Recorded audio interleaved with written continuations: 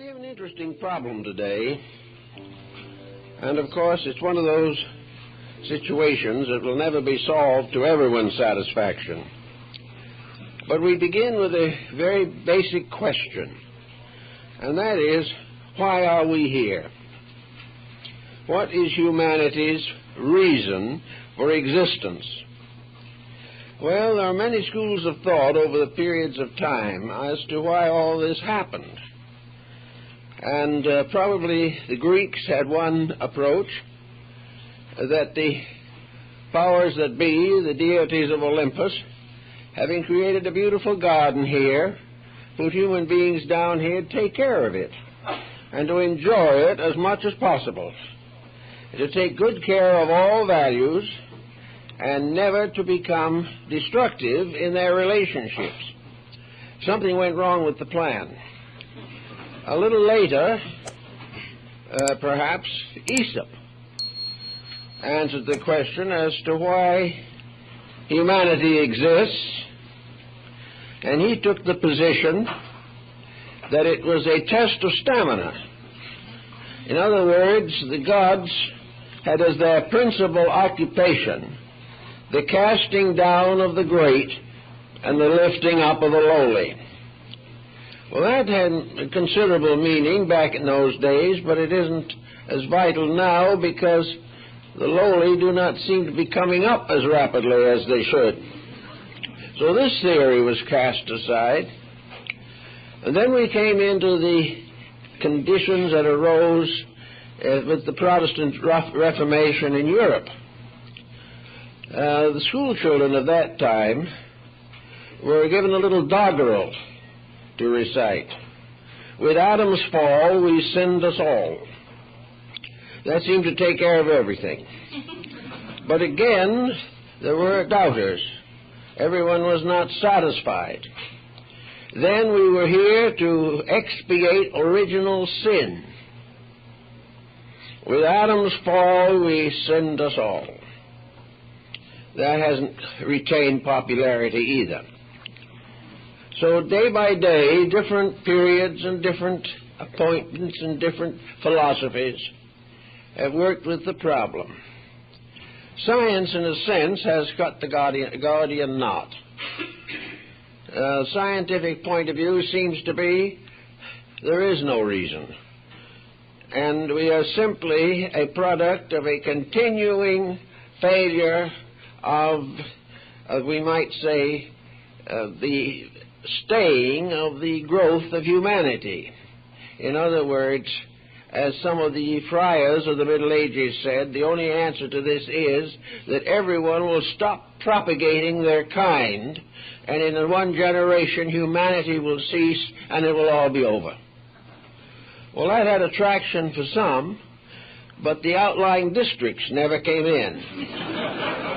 And so that was put aside as one of the speculations. So we are left with a series of philosophical and theological explanations and a scientific situation in which it is all biological, and the inevitable expansion of humanity will continue until the planet will no longer protect or carry them. All of these are unsatisfactory answers. And as far as the books are concerned, we probably never will have an answer that everyone agrees on. But we can, with a certain amount of effort, begin to examine things. And that is the reason we have chosen for a subject this morning, an invitation to insight. We must each, in a certain sense at least, solve these problems for ourselves. We must come to our own conclusions as to why things are as they are and what the chances of their getting better actually can be considered. Well, insight is a combination of the use of resources within the individual. Perhaps the answer to it all is that we were put here to learn how to think.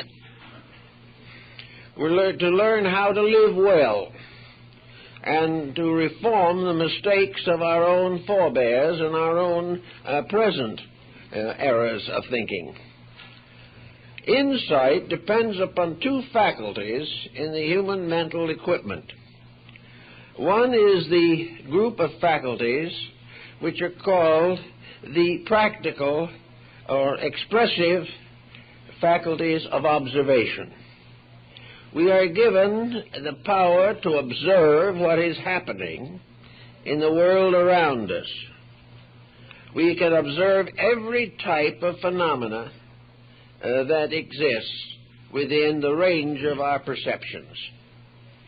We can also go through life observing all these things and coming to no valid solution to anything.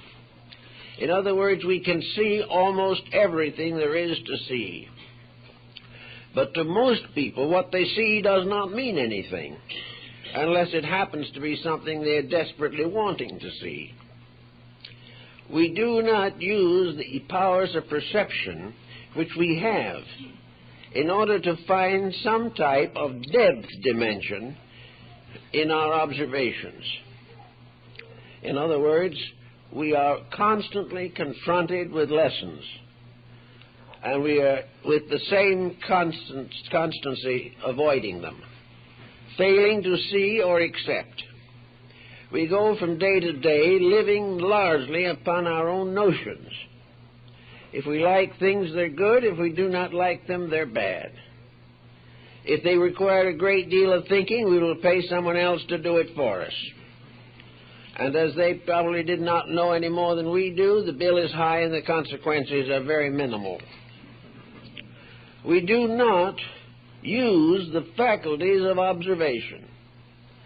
Everything that happens is more than just a picture moving by.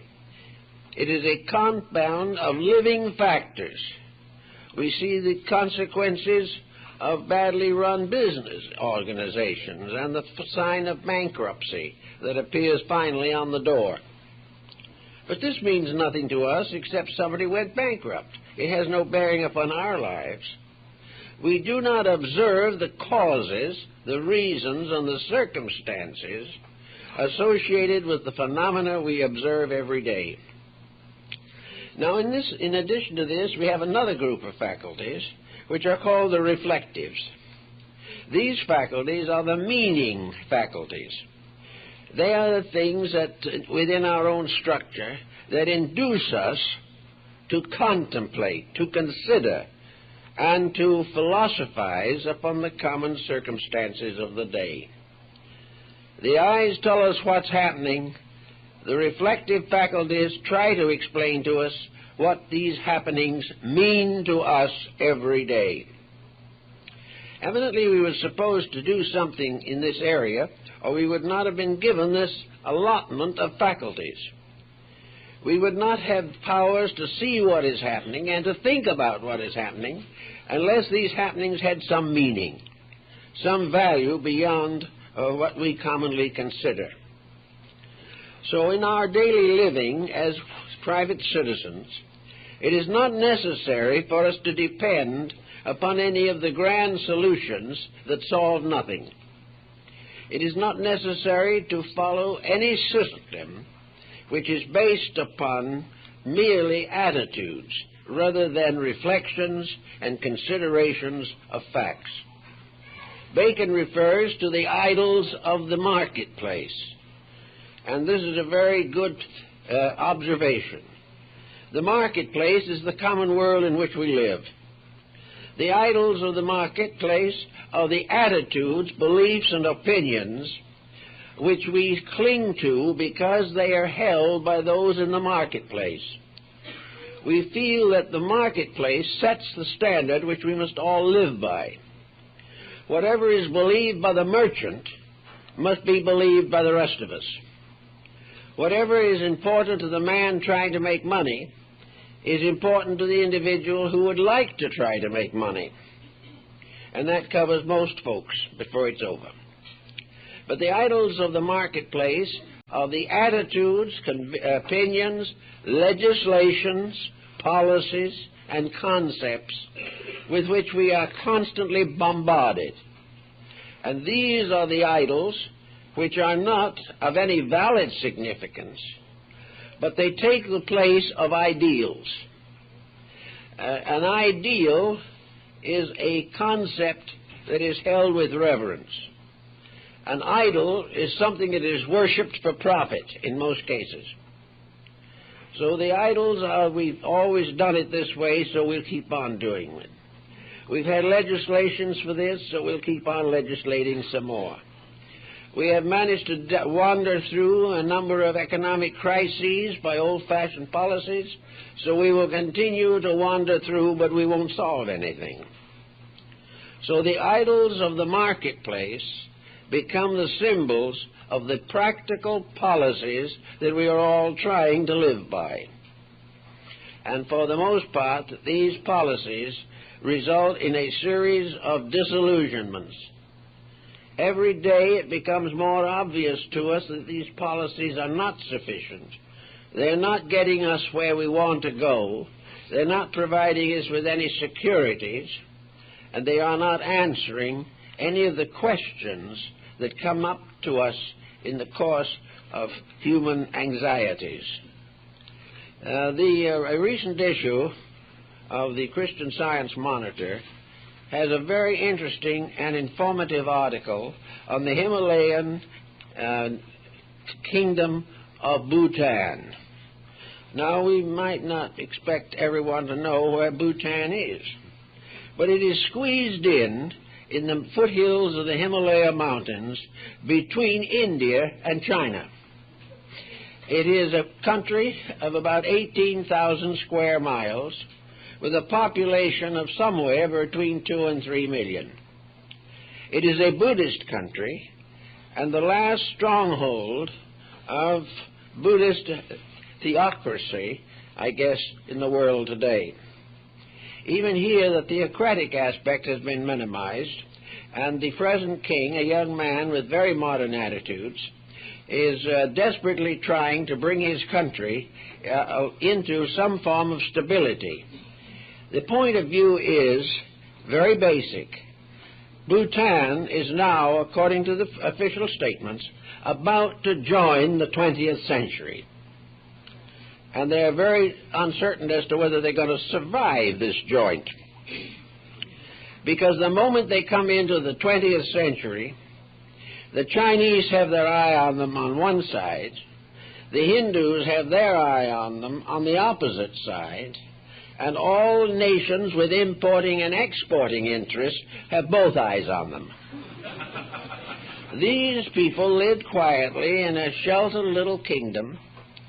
They had no money to speak of, but they had no poverty, practically, because everyone was equally indigent but comfortable. They were ruled over by a rather benevolent young man who apparently was very much interested in trying to keep the country on its feet. Up to that time, it had been completely ruled by the Buddhist monks. It was a Buddhist country. These Buddhist monks still have a very great deal to say about the management of the country, but it is now a sort of a mutual agreement between the religious and secular governments. Bringing this country into the modern world is almost like bringing a newborn babe into modern society. Everyone's very happy at the thought, and with a little more serious thinking, everyone starts to worry. And this is true. To meet this emergency, the Bhutanese people have decided to open the country on the India side and are building roads. They have already received grants from various funds for national improvements and so on, and they are trying desperately to establish an enduring state and hold its independence, although they are reasonably certain they can't do it. But at the same time, they are being led now by a very young but very optimistic fellow who is a graduate of the University of California, and he's gone back to help them plan an agricultural expansion program. So there's movement and anxiety and trouble. And this little independent country is gradually recognizing that it is about on the edge of being swallowed up by something bigger than itself, and against which it will have no protection whatsoever. Now, this type of problem makes us wonder a little bit as to the preciousness of entering the 20th century. Very few people have found anything about the century at the moment that is truly enjoyable. We have more than we ever had before, and still want more than we have. We have bought up and taken over in one way or another many independent states, and very few of them are any better off than they were before. They are becoming industrialized, but this is presenting them with another problem. When everybody produces everything, who buys? When we put all the machinery somewhere else for somebody, and he starts manufacturing the goods, who's going to buy it? Can we buy it simply because we put the machinery in? We're already making more of it ourselves than we know what to do with. So all this progress seems to be under the general heading of Bacon's Idols of the Marketplace. The marketplace is world economics. The marketplace is buy, sell, barter. And the marketplace reserves its greatest benefits for those who are able to dominate on the economic level. So we sit back and we think about all these things, and we try to bring these faculties of our own minds into focus to see what we can make it mean, how we are going to interpret and understand the world that we live in. Well, one of the first things we're going to have to do is to escape from the hypnosis of the marketplace. We're going to have to begin to do our own thinking, whether it be good, bad, or indifferent. We are individuals. Each human being has the potential of improving in knowledge and insights. He has the right to fulfill a destiny which will fulfill the faculties that he already possesses. He is capable of more than he is doing. He is capable of solid thinking, but is too lazy, too frightened, or too selfish to do it. He is capable of solving at least his own problems, but instead of that, everything is turned over to governments which seldom, if ever, succeed in solving anything. Therefore, more and more, survival for the individual depends upon dependence upon his own inner resources. He is going to have to know in his own mind what his job is, why he is here, and what he's going to do about it. Now, it's not a case of getting all this out of textbooks. This is one of our difficulties. This, again, is part of the story of the marketplace. Our textbooks are all geared to agree with existing policies which themselves have failed. We are being told again and again the importance of doing things as we always have done them. But gradually we wear the policy so thin that it falls apart in our hands. There is very little creative thinking being done, because there are very few people who want to do it, and there are very few who want to listen if anyone else does it. So, out of it all, there comes the important problem of taking care of ourselves, not in a selfish sense, not in an egocentric way, but we have been given at birth a body from the infinite. We have been placed here by a power beyond ourselves, and it is our moral duty to do what we can to make this gift that has come, ourselves, make this gift important to the world in which we live. It's not who is going to be the next dictator. It's not the political advancement of the individual that we are primarily considering. The primary consideration is that the individual shall reach a point where he is a normal human being. Now, we have two words that we often use interchangeably, normal and average. Normal to a philosophic thinker is a condition of being correct in the face of nature. A normal person is one who is keeping the rules of the game, the rules that are bigger than himself and bigger than any human being. Average is to try and do it as well as the next fellow does it. And if the next fellow does it badly, that excuses us from doing it the same way. Average is to be like everyone else. Normal is to be according to law. Not man-made law, but divine law. Now, what is the normal state of man? The normal state of man is health, physically. He has remarkable recuperative powers, and the body has been given all kinds of protections against the common ailments that affect the flesh. To keep the body normal, the individual has to keep the rules of health. He has to be moderate in his appetites. He must be normal in his activities. He must do things in a way that will protect his own well-being. The moment he goes against his own well-being, his normalcy is damaged. And if he damages it sufficiently, he leaves this world before that which would be his expectancy. So in the body we have a problem that no one else really can face for us.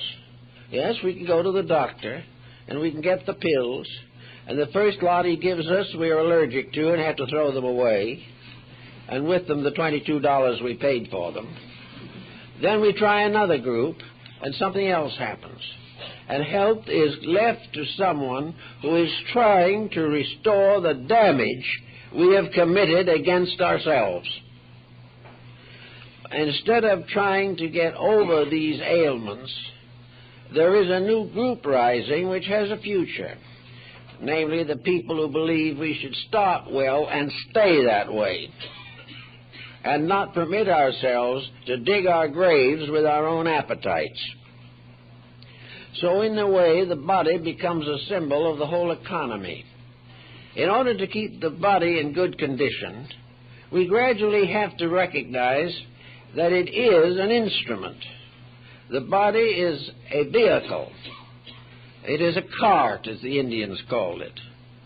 And this cart or vehicle or car, chariot, bicycle, whatever you want to call it, exists because there is something that it is carrying. The body is not here for its own sake alone. It is here to serve as an instrument for something else. And that something else is the dweller in the flesh, as it was called in India. There is something living in this body. This something is a great mystery also. You ask all the different branches of learning what that something is, and most of them will give different answers. But regardless of what we call it, there is something there. And this something uses the body. Now, body is like any other machinery. It's very valuable. It has many uses. And the dweller in the body must maintain this instrument. And he must maintain it by guarding its functions, maintaining its equipment, having proper control of its fuel, doing everything it can to maintain the length and health of that body. There was an article in the paper not long ago about an automobile that had been driven 1 million miles and was still going. Well, somebody or some bodies took pretty good care of that car, or it wouldn't be here after 1 million miles. There are also individuals who, for no reason that we can specifically point out, intentionally or unintentionally did something right, and they are also getting along in one way or another. But the majority of human beings, for one reason or another, are ignoring the rules of the game. They do not play life as a serious matter. And at the same time, if they try to make a comedy out of it, they are unfunny for the most part. So we have the body and the party or person or being in the body. Now, the being in the body has to take care of the body, just as we would have to take care of a trained animal or a pet or a very small child. We have to take care of it. And the better we take care of it, the more we learn about it. Most people do not know what the body is until it begins to get sick. They do not know what is inside until it hurts. Therefore, the individual growing up has never had sufficient intelligent understanding of the laws governing his body, any more than he has had an understanding of the laws governing the world he lives in. But he can learn, and he can learn by observation and reflection. He can learn by noting what he does and the consequences. And if the consequences are unpleasant, he doesn't have to do that thing again.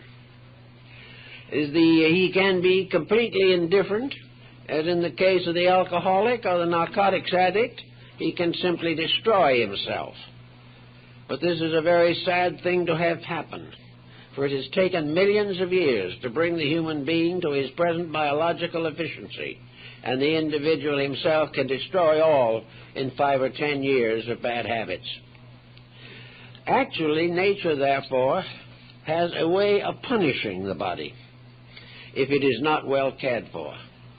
The punishment is to the flesh, but the inconvenience is to the dweller in the flesh.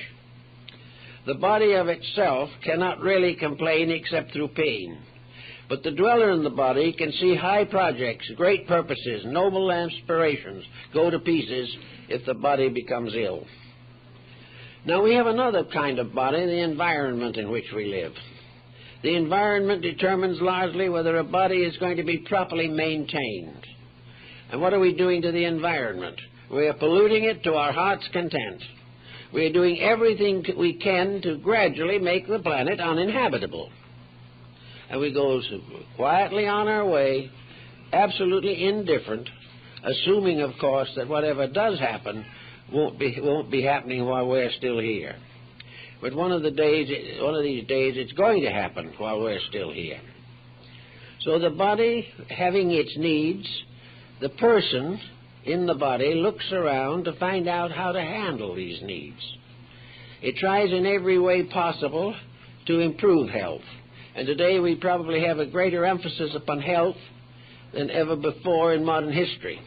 People are trying exercise, diets, nutrition, everything in the order to improve health.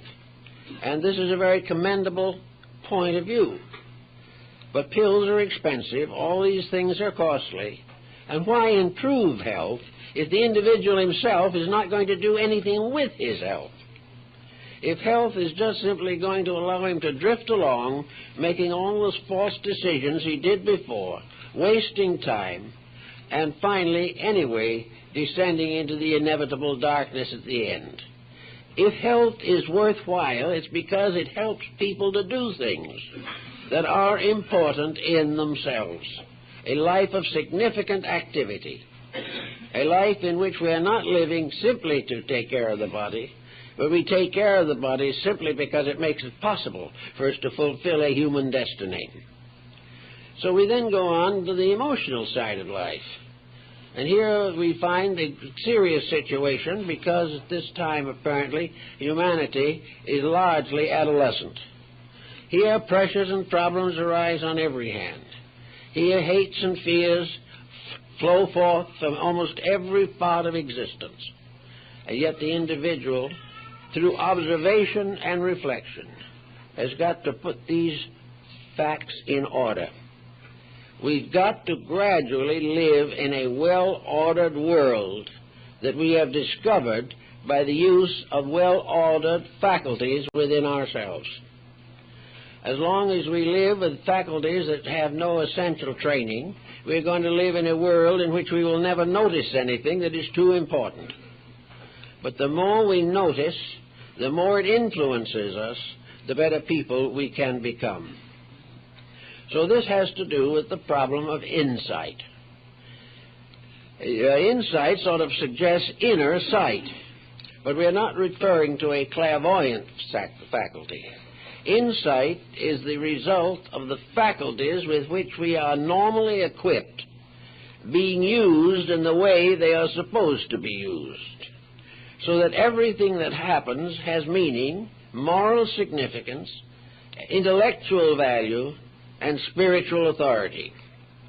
Unless we do things to make these dreams come true or to live on these levels, we shall continue to maintain a kind of sanitarium which we call humanity, because nearly everyone is sick in some way. So we're going to start with a little study of insights and see what we can do with them in the time at our disposal. Insight is when you look at the thing, or when you see it happen, you immediately ask yourself, what does this mean to me? This does not necessarily follow that you have been involved in the happening, but if you have seen it, as you might see the unfolding of a motion picture film, you can always say to yourself, what does it mean to me? What can I learn that will make me a better person? Therefore, practically every commonplace incident, pleasant or unpleasant, will reveal meaning. Sometimes that meaning is that it will prove to us that we are unable to handle these activities. The moment some simple thing happens and we are angry, then something is out of control. Insight has failed. Where problems are met with despair, with tears, with hysteria or anger, the impulses, the instincts, the attitudes are wrong. Therefore, we have to try to find how integrity is involved in these occurrences.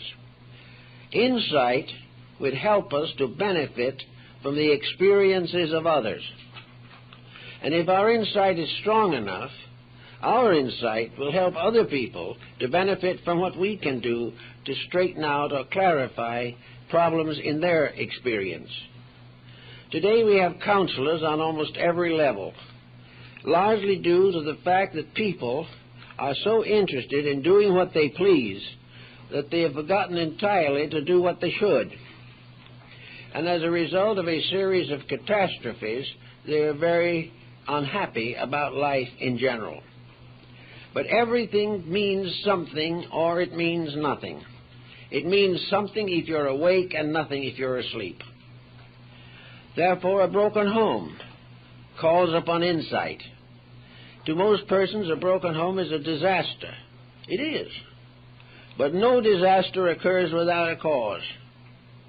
And to find out the cause changes a disaster into a lesson. And with life all the way through, unhappy situations must be alchemically transmuted into knowledge. They must become the basis of doing it better next time. The Chinese were among the first to realize that the greatest folly of all is to make the same mistake twice. If you make it once, it may be anyone's fault. If you make it twice, it's your own. You have the right, therefore, to learn from everything that happens, to learn from nature. Probably the peoples with the most strongly developed faculties of perception are primitive people. The perceptive faculties, which are located in the front of the head, directly above the eyebrows, are particularly strong in Aboriginal tribes and are very well marked in American Indians. These perceptive faculties enable the Indian to see long ways, long distances. His eyesight is exceedingly keen. He can do almost as well with his own eyes as we might do with binoculars. But the perceptives are out from himself examining, studying, and considering. And it was the Indian's perspective and his perceptive functions that created his theology. The American Indian does not have nearly as complicated a theology as many more advanced peoples, but he does know nature. He does understand what we put into the Declaration of Independence. nature and nature's God. And perceptives have for us this meaning: nature's God. Everything that we see has meaning in terms of nature. Now, some things in nature, obviously, we have outgrown. Other things in nature we have not as yet touched at all, practically. But around us, all kinds of natural things are happening, and each one of us is entitled to learn from them, and not to be ashamed to copy the wisdom of simple life or simple creatures who have highly specialized faculties which we have neglected. So we begin by trying to understand the very basic factors of the world in which we live. So we look out some morning, or any morning when we wake up, and we see an environment. We know we are in a community, large or small, maybe a farming community, maybe a great metropolitan center. But we are looking out upon a world as it is. But we seldom, if ever, pause to try to figure out what that world means. We are going out into something which perhaps we do not approve of, something we do not understand how it got there in the first place, and we do not know where it is going to go. We can think perhaps that we'll hold out until Social Security sets in, and when about that time there's a question as to whether there will be any Social Security or not. Everything is tied up into a pattern of circumstances. Now, if our forefathers, a grandfather, a great-grandfather was in this spot, he would act differently. Not because he was more learned, but because he had something we're gradually losing, and that is a sense of personal security. He was of the mind that he would make it work. He would make things do. He would fulfill things in a natural way. He would protect values. One of the things that our ancestors always did was to put away something for a rainy day. For most of the older generation, frugality was a virtue. The individual did not overspend himself. He maintained control of his attitudes and his emotions and did that which was well within common sense for him. He would not live beyond his means. He would not spend everything he had on things he really didn't want. He would not be lifted and moved and twisted and turned by the fashions and avarices of his time. He was therefore a fairly solid citizen and generally died with enough money to pay for his funeral. This was a way of life. These people were not dumb. They were not ignorant of values, but they lived very close to basic values. And these basic values can still be lived. It is not necessary for anybody to be foolish, even in a generation of extreme folly. Each person can regulate his own affairs with integrity if he so desires. But what is going to make him desire? Well, he is going to find out by his observations and his reflections the rewards for the various paths that he might take. He is going to know what the probabilities are of any act that he commits. He is going to look around him and see bankruptcies due to extravagance. He is going to see people sick because of bad habits. He is going to find himself impoverished largely because he has not maintained control of his own values in spending. So, with a little thought, he can begin to take out of his life the things that are useless. Try to get himself back onto a practical foundation. He won't do as well, perhaps, as his grandfather, because the times are more definitely against him. But he can gradually learn why he is here. He can see how he can do many things better. He will find out what he can get along without, which the average American has forgotten entirely. He can gradually build a measure of security into his own life. This security is not in its works, essentially. The individual is not secure simply because he can make such decisions. He is secure because he has trained the decision-making mechanism in his own mind. He has learned to control his thoughts. He has learned to judge things factually. He has gotten over the mysterious kind of ambition which enables him to void common sense at the slightest provocation.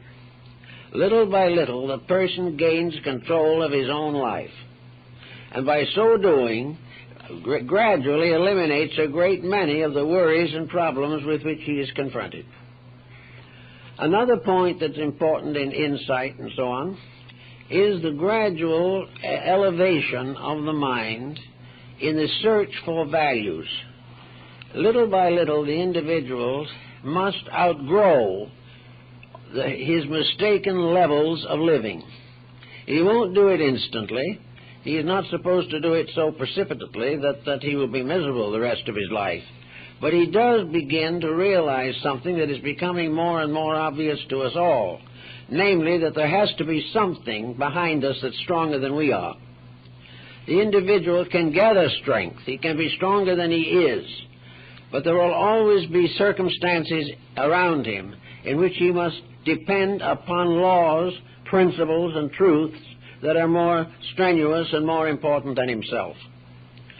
Consequently, from the very experiences of insight, from the very testimonies of perception and reflection, the individual begins to see the dim shadow of the world deity, to discover that somewhere out there is a power that can veto any decision made by man. This is something we have not been willing to accept. We have not been willing to allow that there is something that will catch up with us when we make too many mistakes. We can make some mistakes as children and have minor reprimands, but a world, an individual, a society, a cosmos cannot break its own rules without finally receiving the big veto.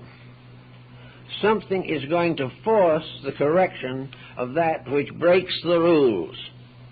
Now, some believe that the rules are eternal, that there never was a time when these rules were created, that these rules are simply innate in the immense evolutionary procedures of the universe, that these rules were created or were inherent in the first cells that began to break up into cosmic systems, but that these rules do hold and always will hold is becoming increasingly evident. There is no way in which the individual can break the rules successfully. And yet nearly everyone, out of the fact that he hasn't thought it through, is breaking more rules than he should.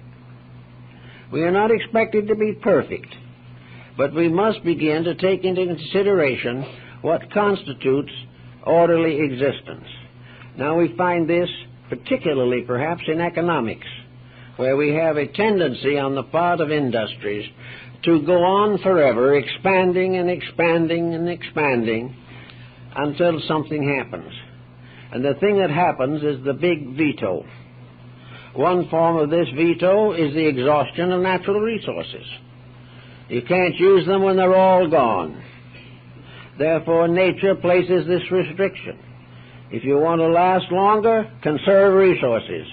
If you waste them, you may expect that they will be exhausted and their values will be no longer available to you. Another basic resource is good, clean air. And if we pollute it too much, the veto sets in. You cannot do this and live.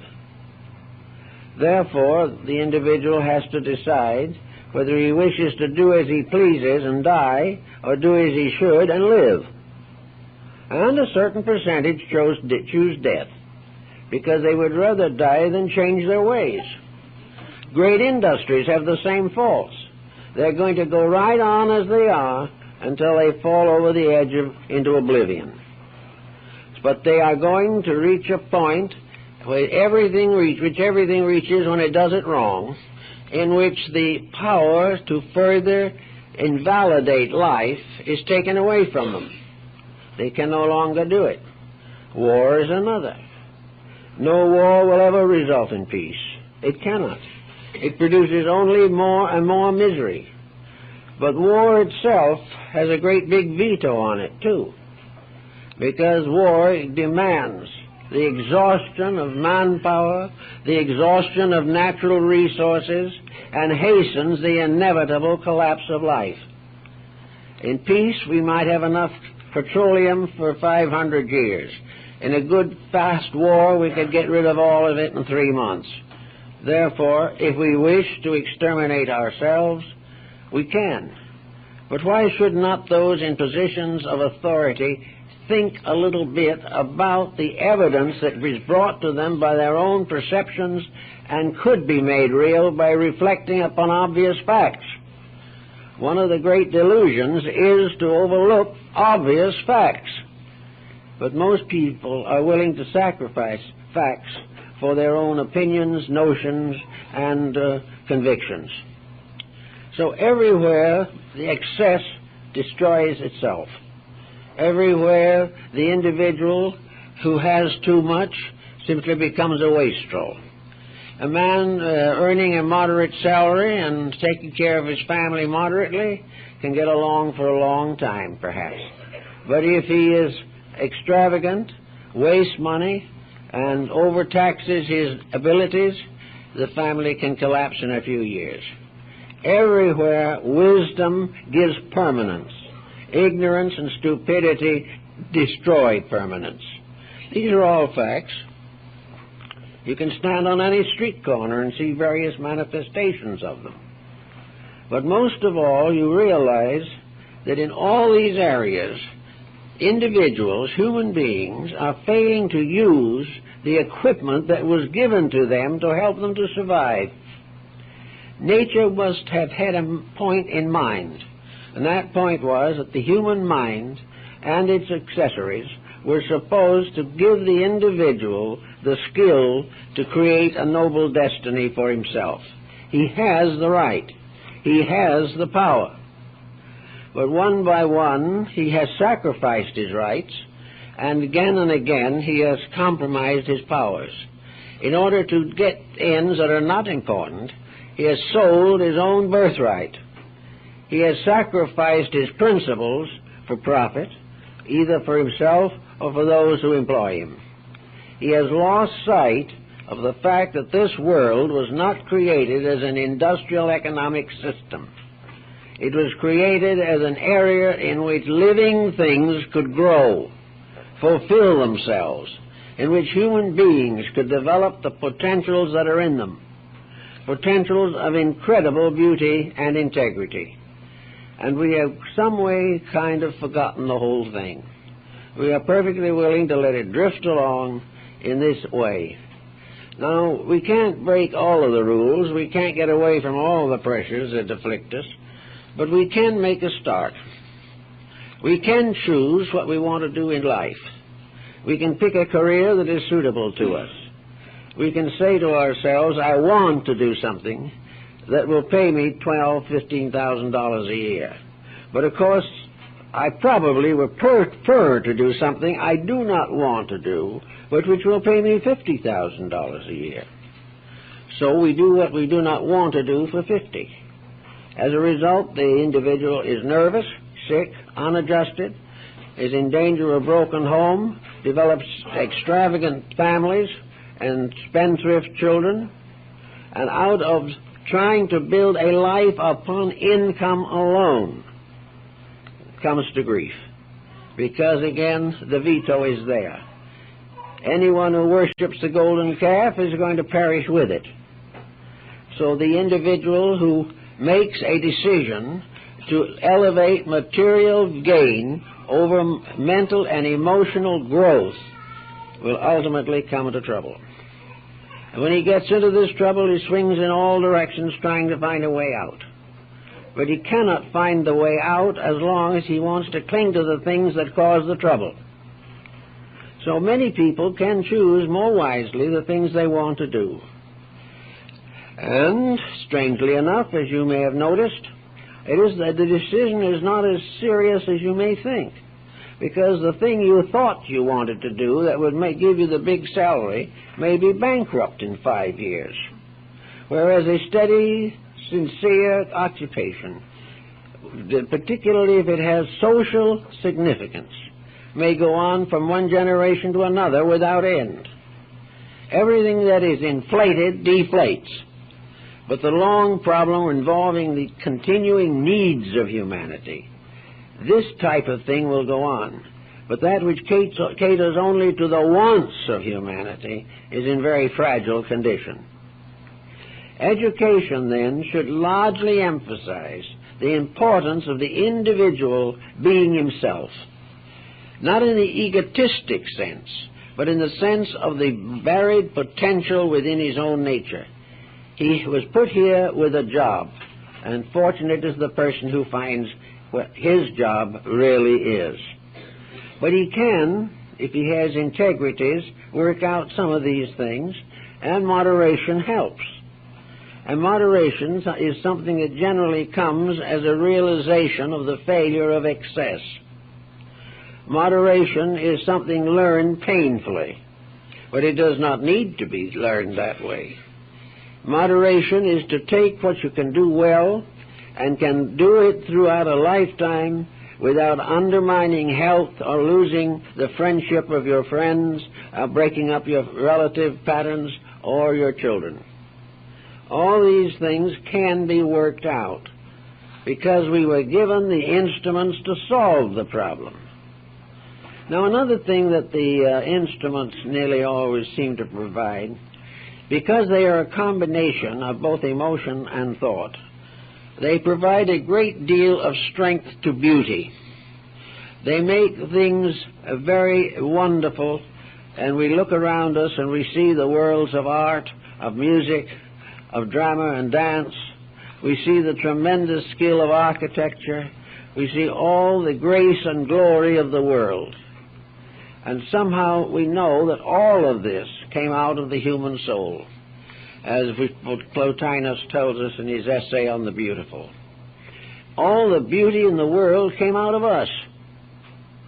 That is man-made beauty. Natural beauty is still greater, but it is the service of natural beauty that creates human beauty. It is a combination of understanding natural laws and perfecting nature through art. So beauty is important. Happiness is important. The joy of living, the doing of things that are kindly and non-profitable, are more important than the great profit-sharing enterprises. And every day we find people being hoodwinked who are trying to get more than they can earn by honest and reasonable means. So the mind can settle down and think these things through. The individual who left the farm when he was 10 or 12 years old and went to the great city and made his fortune, when he's 65, begins to have an irresistible impulse to get back to the farm. And he generally does. He discovers that all these different things he went through have only helped him to realize the serene significance of the gentle life. They tell the story of an old Indian sitting in front of his hogan down in the southwest, and a young efficiency expert type of person comes along and says to the old Indian who is smoking his calumet quietly, he says, "Why don't you work?" And the old Indian says, "Why?" And the man says, "Well, if you work, you earn money." "Why?" "Well, if you earn money, you can have a bigger teepee." "Why?" "And when you retire, you can have money to rest on. You don't have to work in the later years of life. You can live in leisure." And he looked at him and says, "Me no work. Me live in leisure now."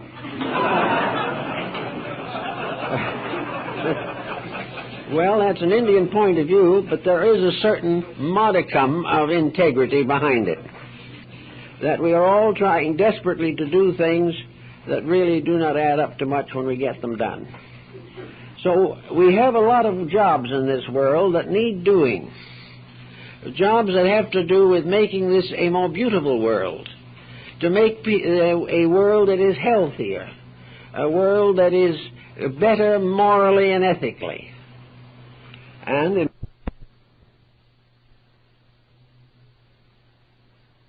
observe and reflect. We have to decide what we can do and stay within the reasons of the probable. Now, one of the things we should not do, but which we nearly always have a wild intent to do, and that is we should not try to change other people by telling them what to do. There is no successful way of reforming an individual who doesn't want to be reformed. And many people join organizations and even religions because these religions and organizations demand very little integrity of their followers. You cannot do it by talking, nor can anyone else talk you into doing it. The great question is the inner experience in yourself of perception and reflection, of knowing and seeing in your own life what needs doing, and then developing the resources that enable you to do it. Now you can go along and you can say later, I wish I'd studied a language. Then study it. I wish I could get some kind of work in which I could continue at least part-time development of my artistic instincts. It can be done if the individual wants to badly enough.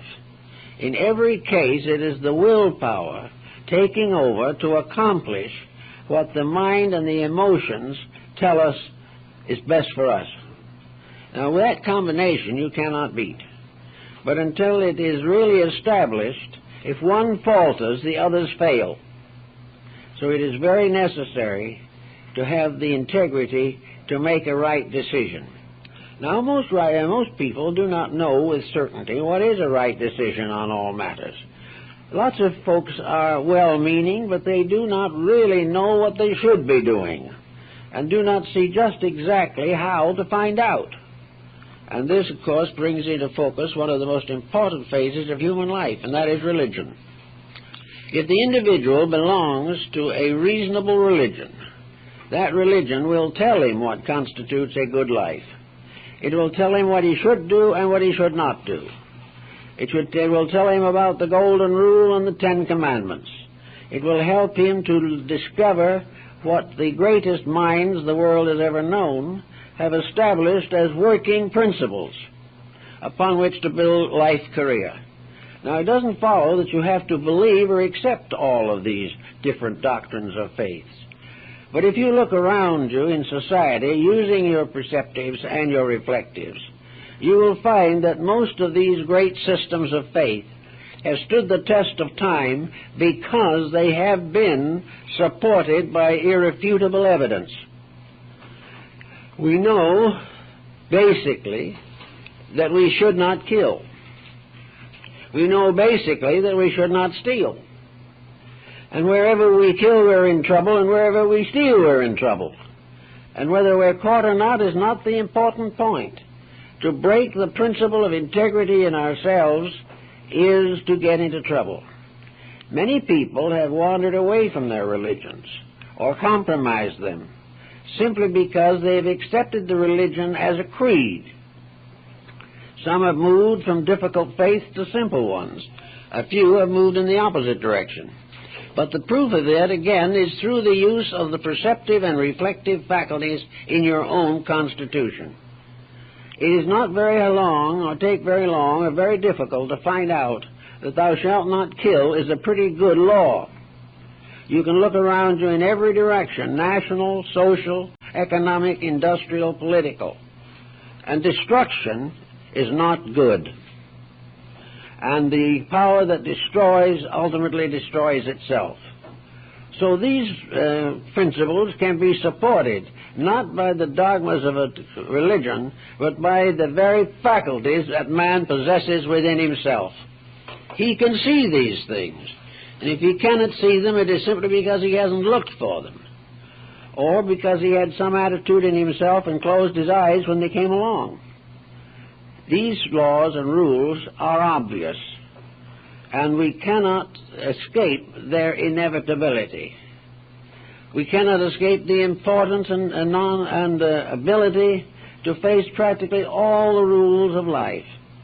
Perhaps first and most of all, that we have to have an enduring faith in some great power, the power that created these things. And if you open your eyes and listen and think, you will see that the universe in which we live was not created by a fumbler.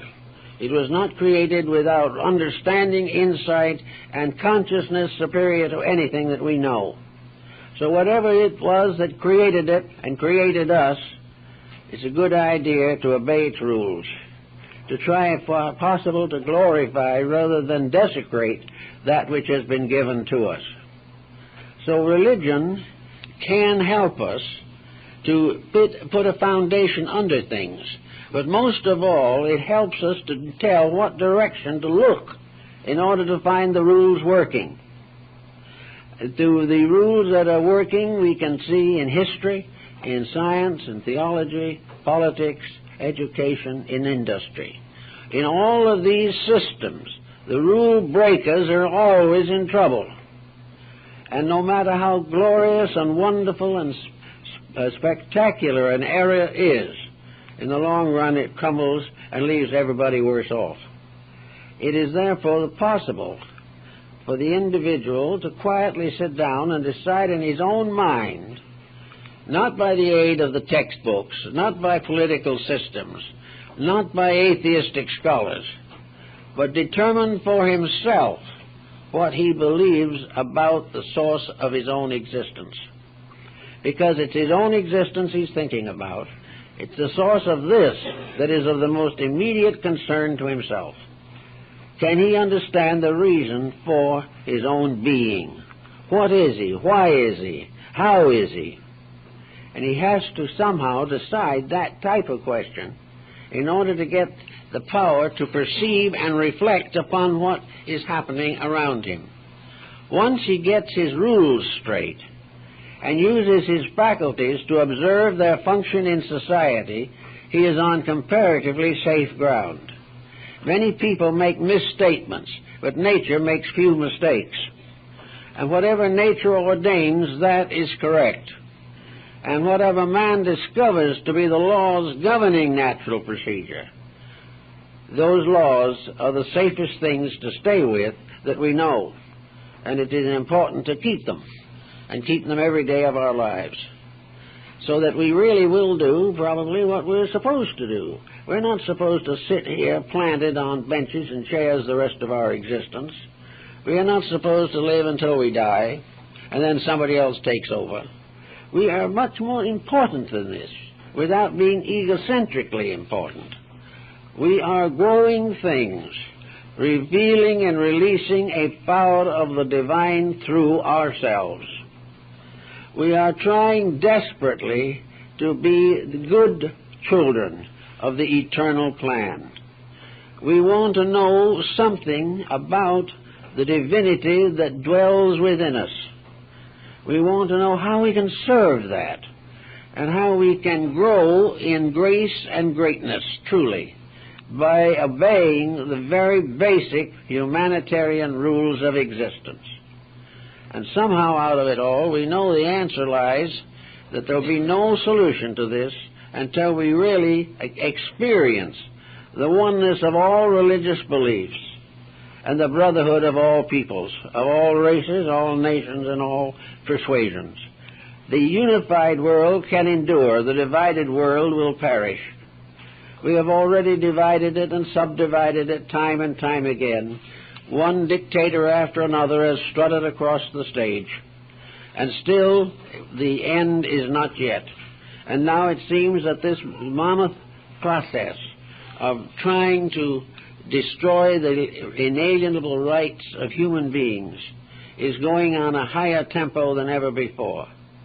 But actually, all of it depends upon a kind of subtle acceptance.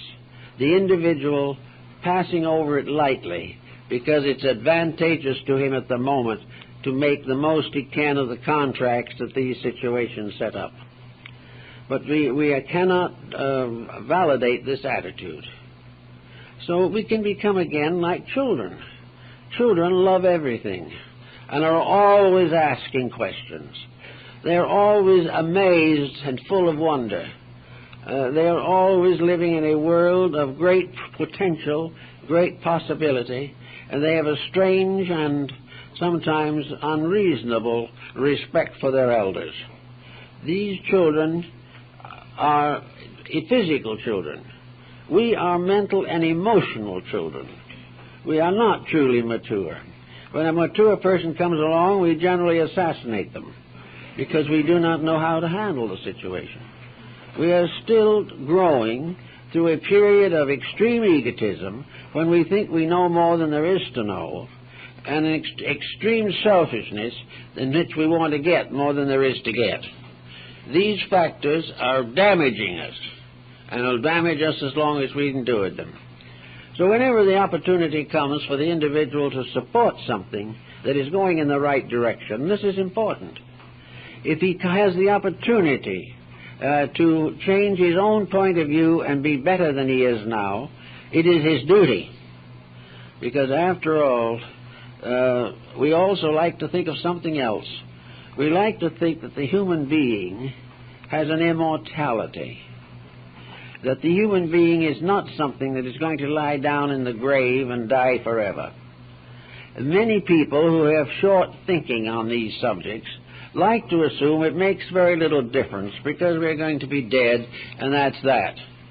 Now, if we use perspective thinking and receptive thinking, we are going to realize that there's something wrong with our attitude toward the continuity of ourselves.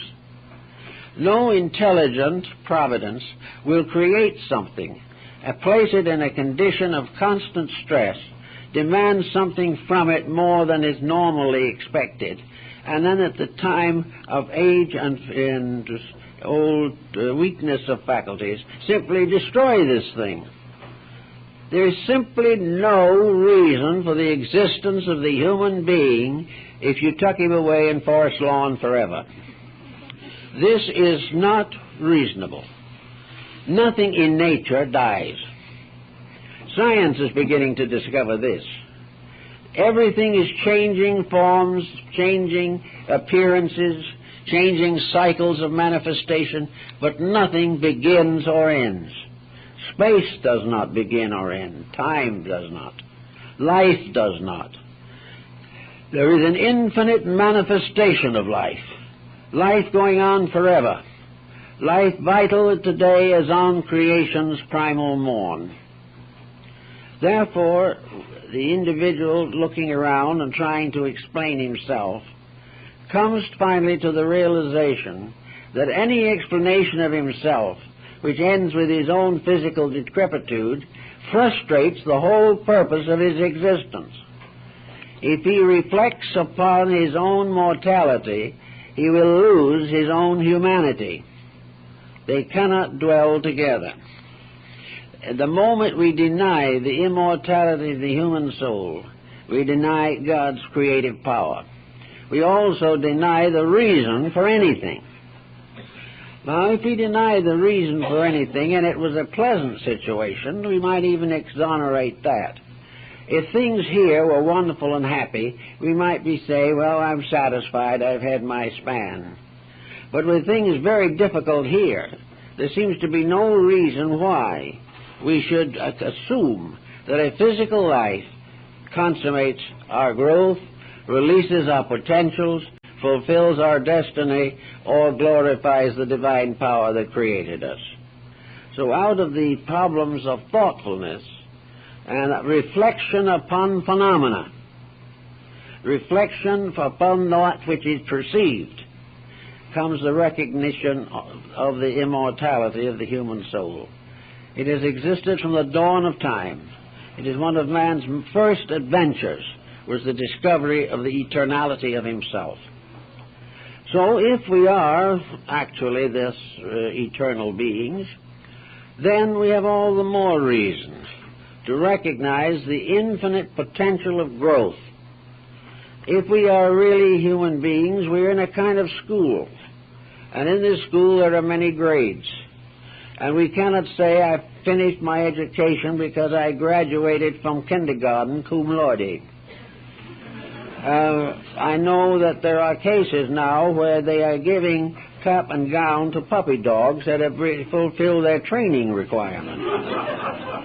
But this is not just exactly what we need at the moment, most of all. What we need is to realize that we're always graduating from something, but to graduate from almost anything we know is to enter in the first grade of something else. The individual who has graduated from the ordinary ways of life is challenged instantly by a greater way of life. And the fulfillment of any step that we take is the first step towards something better. Therefore, we are eternally growing.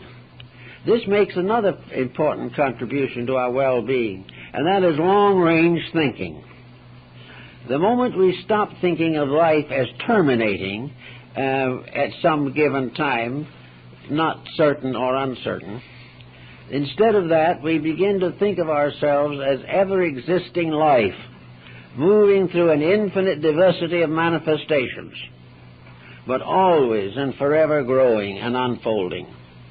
And that everything we do is a foundation upon which to build something else.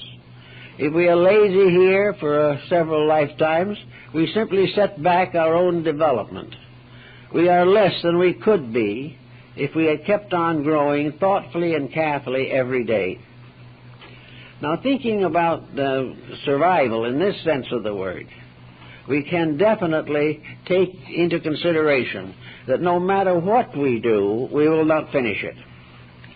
The great architect weeps because he needs more time to learn.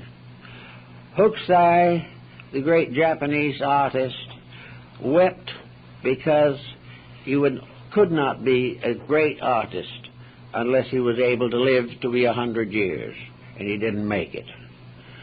All the painters, the musicians, all the great thinkers of the world have had to lay down from their labors.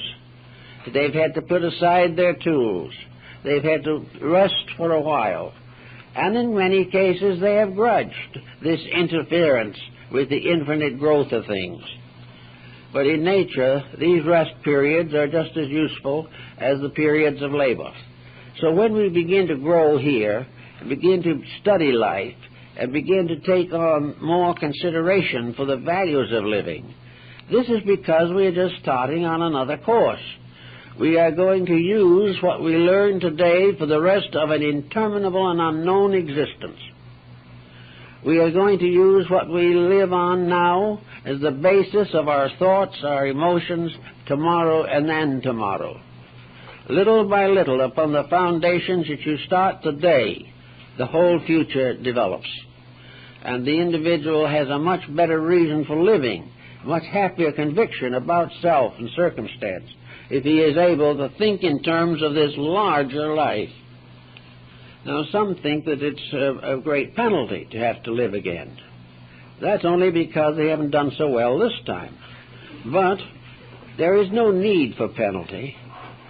People who have really achieved much are not regarding themselves as penniless or penalized.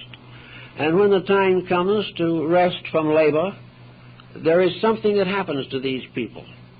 They drop off the physical body, yes, but that which they have learned goes on to enrich learning forever.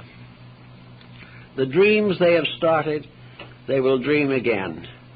And the whole of humanity moves forward because each individual grows a little every day. And that is why we strive desperately to grow a little every day. And in order to do it, we have two great examples. We have the examples of the great religions of the world and the messages that they have brought. Messages which have stood over the questions and doubts of ages and have survived to our time. And the other message comes to us from nature around us. The outer world we observe through reflection and perception. The inner world through meditation and prayer. These processes, working together, help to produce a normal person. They help us to fulfill the needs and responsibilities which are making us grow toward the infinite will which we seek to fulfill. We are all just, working along in a big pattern. And every time they invent a new telescope, the pattern looks bigger. But the pattern out there isn't as big as it looks, strangely enough, because the pattern out there is not in conflict with itself. What we see through the telescope is getting along all right.